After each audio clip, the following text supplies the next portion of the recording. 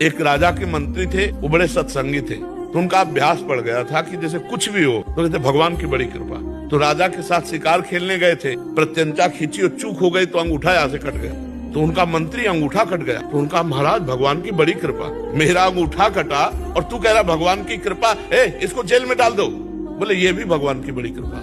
उनको अनुभव था कि मंगल भवन भगवान से कभी अमंगल हो ही नहीं सकता।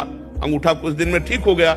फिर शिकार खेलने गए तो कुछ सैनिक संग थे, मंत्री तो जेल में थे, तो सैनिक पीछे रह गए, उनका घोड़ा आगे बढ़ गया। तो दूसरी सीमा में एक मनुष्य को ढूंढा जा रहा था नरबलि देने के लिए। तो जो ही राजा को देखा तो दूसरे राजा ने अपने सैनिकों के साथ उनको कवर कर लिया कि इससे बढ़िया क्या होगा। और जब बलि के लिए ले जाने लगे तो देखा अंगूठा में कटे का चिन्ह, तो उसी की बलि चढ़ाई जाती है जो तनिक भी अंग भंगन हो। तो उन्होंने कहा भाई ये तो बलि देने लायक नहीं, छोड़ो इसको। अब उनको लगा यार मंत्री ने ठीक कहा था, अगर अंगूठा न कटा होता तो गला कट जाता, भगवान की बड़ी कृपा। लेकिन मंत्री जेल में सड़ रहा है, जब उसको जेल में डाला तो उसने कहा बड़ी कृपा।